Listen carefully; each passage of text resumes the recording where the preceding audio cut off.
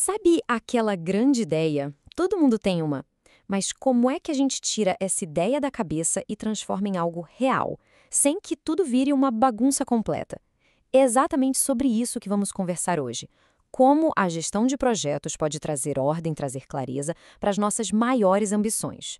Bom, vamos mergulhar nisso. E para começar, essa frase é perfeita. Ela resume bem o problema que a gestão de projetos tenta resolver. Sabe, sem uma estrutura, sem um plano, qualquer esforço pode virar um caos, um verdadeiro incêndio eterno. E é exatamente esse fogo que a gente quer aprender a apagar antes mesmo de começar. Então, vamos definir as coisas. O que é, afinal, um projeto? A definição oficial diz que é um esforço temporário para criar algo único. E aqui tem duas palavrinhas que são a chave de tudo: temporário e único. Temporário porque, olha, tem que ter um começo e um fim bem claros. E único porque o resultado final é algo novo, algo que não foi feito exatamente daquele jeito antes. E para essa ideia ficar ainda mais cravada na cabeça, vamos comparar um projeto com um processo. Um projeto, como a gente viu, é único e acaba. Pensa em construir uma casa nova ou lançar um aplicativo. Já um processo, um processo é aquilo que se repete, é contínuo, como a linha de montagem de uma fábrica. Entender essa diferença é fundamental, porque o nosso foco aqui é na criação de algo novo, no único. Certo? Agora que a gente já sabe o que é um projeto, vamos entrar no coração do desafio. Essa parte aqui é sobre um mapa do sucesso. Entender por que tantos projetos acabam dando errado e, claro, o que faz com que outros cheguem lá e atinjam seus objetivos. Porque a realidade é dura, né? Muitos projetos, mesmo aqueles com as melhores das intenções, simplesmente não chegam ao final esperado. Então, a pergunta que não quer calar é: por quê? O que acontece no meio do caminho que faz tudo sair dos trilhos? Bom, as fontes apontam para alguns culpados bem conhecidos. Primeiro, um escopo que não está claro, sabe? Aquele alvo que fica mudando o tempo todo. Depois, estimativas de tempo e dinheiro que são mais um desejo do que realidade. Aí você soma isso, objetivos que a equipe nem entendeu direito e a falta de um plano sólido. Pronto. A receita para o desastre está completa. Soa familiar? Mas vamos virar essa chave. O que é que define um projeto de sucesso? É basicamente o exato oposto do fracasso. É aquele projeto que termina no prazo, não gasta mais do que devia e entrega exatamente aquilo que foi combinado. É a diferença entre navegar com um mapa claro e estar completamente perdido no meio do nevoeiro. É ter clareza e controle. E aqui está o pulo do gato. Gerenciar um projeto é uma arte, a arte do equilíbrio. E no centro de tudo isso existe o famoso triângulo de ferro. De um lado, o escopo, que é o que a gente vai fazer. Do outro, o tempo, ou seja, quando vai ficar pronto. E na base, o custo, que é quanto isso tudo vai custar. E o detalhe é que esses três estão amarrados. Se você mexe em um, afeta os outros. Aumentou o escopo, vai precisar de mais tempo ou mais dinheiro. Quer mais rápido? Talvez precise cortar algo do escopo ou o custo vai subir. É um malabarismo constante. Esse é o grande jogo. Ok, vamos seguir em frente e ver como essa jornada se desenrola. Porque todo projeto, não importa o tamanho, segue um caminho bem parecido. É o que a gente chama de ciclo de vida do projeto. E esse caminho tem 5 grandes paradas. Tudo começa com a iniciação, que é quando a gente pergunta: essa ideia realmente vale a pena? Se a resposta for sim, a gente vai para o planejamento, para desenhar o mapa da viagem. Com o mapa na mão, começa a execução, a hora de botar a mão na massa. E durante todo o percurso, o monitoramento e controle garantem que a gente não saia da rota. E no fim, o encerramento para fincar a bandeira e comemorar a chegada. E este gráfico aqui, olha, ele mostra essa dinâmica de um jeito brilhante. Lá no comecinho, a incerteza está lá no alto, a gente não sabe de tudo. Mas conforme o projeto anda, as dúvidas diminuem. Já o custo e o número de pessoas trabalhando, esses são baixos no início, atingem o pico ali no meio, na execução, e depois diminuem de novo. É uma dança constante entre risco e recursos.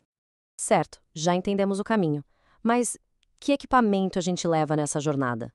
Agora vamos falar um pouco sobre as ferramentas práticas que ajudam a navegar por esse ciclo de vida com muito mais segurança. Na hora de planejar, estratégia é tudo. A gente pode começar com ferramentas como a análise SWOT, ou FOFA, que ajuda a olhar para dentro, nossas forças e fraquezas, e para fora, as oportunidades e ameaças. Depois que a gente entende o cenário, usamos algo como o 5W2H para transformar essa visão num plano de ação bem claro, sem deixar margem para dúvida. E olha aí um exemplo do 5W2H em ação. É uma ferramenta que obriga a gente a responder às perguntas essenciais. O que vai ser feito, quem vai fazer, quando, onde, por que a gente está fazendo isso, como vai ser feito e, claro, quanto vai custar. Parece simples, né? Mas é incrivelmente poderoso para criar um plano sem nenhuma ponta solta. Depois de planejar, vem a hora de executar. E para a gente conseguir ver o progresso de forma clara, o quadro Kanban é fantástico. Ele mostra o fluxo de trabalho visualmente. As tarefas saem de uma lista de coisas a fazer, o backlog, e vão passando pelas colunas, que são as etapas do processo, até chegarem concluído. É um jeito ótimo de ver onde as coisas estão travando e manter todo mundo na mesma página. Mas e quando os projetos são super complexos? Quando o futuro é incerto e a gente não tem todas as respostas de cara? Para isso, existem modelos mais adaptáveis. Vamos dar uma olhada rápida em um dos mais famosos do mundo, o Scrum. A própria definição do Scrum já dá uma dica do poder dele. Ele não é um método passo a passo, mas sim um framework, uma estrutura para resolver problemas complicados. E tem esse paradoxo que eu acho genial. As regras são simples, mas aplicar isso na prática e dominar de verdade, aí é que está o desafio. O Scrum se apoia em 3 pilares, e o primeiro é o time. Aqui não tem um gerente de projeto tradicional. No lugar, temos papéis muito claros. O Product Owner, que é a voz do cliente focado em maximizar o valor. O Scrum Master, que é um líder servidor, alguém que remove os obstáculos para o time. E o time de desenvolvimento, um grupo que se auto-organiza para decidir como fazer o trabalho acontecer. O segundo pilar são os eventos, que dão o ritmo do trabalho. O coração do Scrum é a sprint, um ciclo curto, de umas 2 semanas, onde uma parte funcional do produto é criada. Cada sprint começa com um planejamento, tem reuniões diárias bem rápidas para alinhar todo mundo e termina com 2 cerimônias super importantes, a revisão para mostrar o que foi feito e a retrospectiva, para pensar em como melhorar no próximo ciclo. É um sistema de aprendizado constante. E o terceiro pilar são os artefatos, que deixam o trabalho transparente para todo mundo. Pensa assim, o Product Backlog é o cardápio completo do restaurante, com todos os pratos. O Sprint Backlog é o pedido que a cozinha se comprometeu a fazer naquela rodada.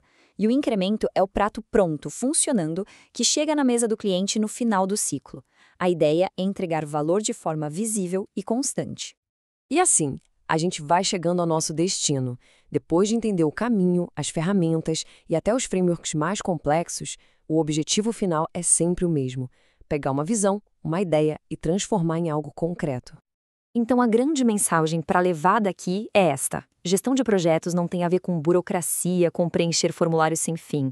Muito pelo contrário. É sobre criar clareza, a estrutura e o foco que uma ideia única e genial precisa para sair do mundo da imaginação e se tornar realidade. E para fechar, fica uma provocação. Toda grande ideia, não importa qual seja, é um projeto esperando para acontecer. A questão então não é se, mas como. Com tudo isso que a gente conversou, qual vai ser o primeiro passo para dar vida a essa sua ideia?